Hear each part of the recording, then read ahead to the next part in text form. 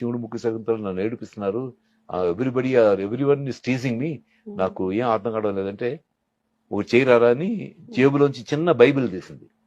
Bible తీసి రోజు ఒక వర్స్, ఒక పారాగ్రాఫ్ చదివి నీ తలకిందులు పెట్టుకుని పడుకో. మా అమ్మ పుస్తకం తీసుకుని రోజు ఒక్కొక్క వర్స్ చదివి తలకిందులు పెట్టుకుని దిండి కింద పెట్టుకుని పడుకునేది.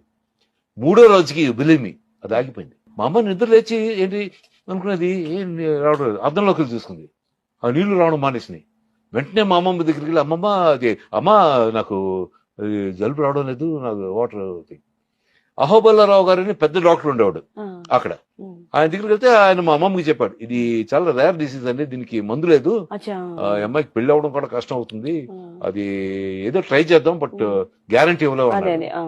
అటువంటిది ఆ దగ్గరికి తీసుకెళ్లి అహోబల్లారావు గారు తీసుకెళ్లి, ఏంటి మా అమ్మాయికి ఆగిపోయిందంటే ఆయన స్టన్ అయిపోయాడు.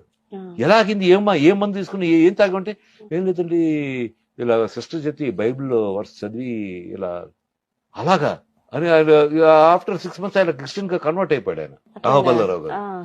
అప్పటి నుంచి మా అమ్మకి జీసస్ క్రైస్ట్ అంటే విపరీతమైన లవ్.